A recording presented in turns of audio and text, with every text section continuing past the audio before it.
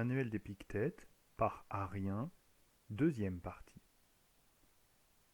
Comme, au cours d'une traversée, quand le navire a jeté l'ancre dans un port, si tu en descends pour aller chercher de l'eau fraîche, tu peux ramasser une chose accessoire au bord du chemin, un coquillage, une petite racine.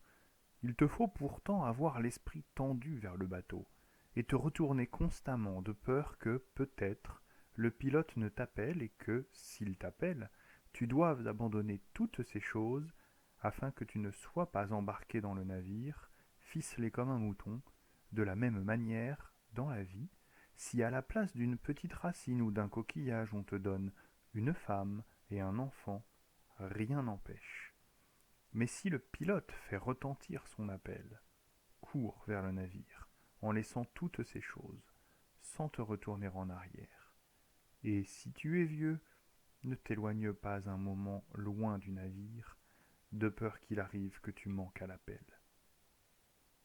Ne cherche pas à ce qui arrive arrive comme tu veux, mais veuille que ce qui arrive arrive comme il arrive, et le cours de ta vie sera heureux. La maladie est une gêne pour le corps, mais pas pour le choix de vie, à moins que le choix de vie ne le veuille lui-même. La claudication est une gêne pour la jambe, mais pas pour le choix de vie. Ajoute cette idée à l'occasion de chacun des accidents qui surviennent, tu découvriras qu'il est une gêne pour une autre chose, mais pas pour toi.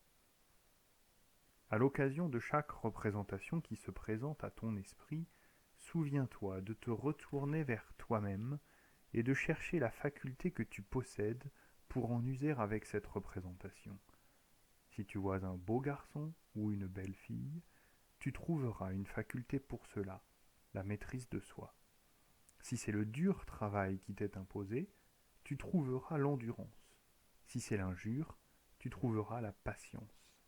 Si tu parviens à créer cette habitude, les représentations ne t'entraîneront plus. Ne dis jamais à propos d'une chose « je l'ai perdue », mais « je l'ai rendue ». Ton enfant est mort, il a été rendu. Ta femme est morte, elle a été rendue. Ton champ a été pris, cela aussi a été rendu. Mais celui qui me l'a pris est un scélérat, et que t'importe par qui celui qui te l'a donné te l'a redemandé. Aussi longtemps qu'ils te sont donnés, prends soin de ces biens comme s'ils appartenaient à autrui, ainsi que font les voyageurs dans une hôtellerie. Si tu veux progresser, supprime les discours de ce genre. Si je néglige les choses qui sont à moi, je n'aurai plus de quoi manger. Si je ne corrige pas mon esclave, il deviendra un mauvais esclave. Car il est préférable de mourir de faim en ayant vécu sans peine et sans crainte, que de vivre dans l'abondance, mais aussi dans le trouble. Et il vaut mieux que ton esclave devienne un mauvais esclave, que toi-même malheureux. Commence donc par les petites choses. Un peu d'huile s'écoule, un peu de vin est volé. Ajoute pour toi-même, c'est à ce prix que l'on vend l'impassibilité, à ce prix que l'on vend la paix.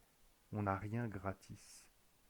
Quand tu appelles ton esclave, pense qu'il peut ne pas entendre, ou, s'il a entendu, ne rien faire de ce que tu veux.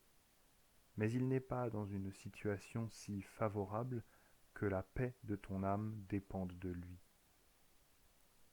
Si tu veux progresser, supporte de paraître un insensé et un sot pour ce qui est des choses extérieures. Ne veuille pas paraître savoir, et si aux yeux de certains tu parais être quelqu'un, défie-toi de toi-même. Sache en effet qu'il n'est pas facile à la fois de garder ton choix de vie dans une disposition conforme à la nature et de s'occuper des choses extérieures. Mais il est nécessaire que si tu prends soin de l'une de ces choses, tu négliges l'autre.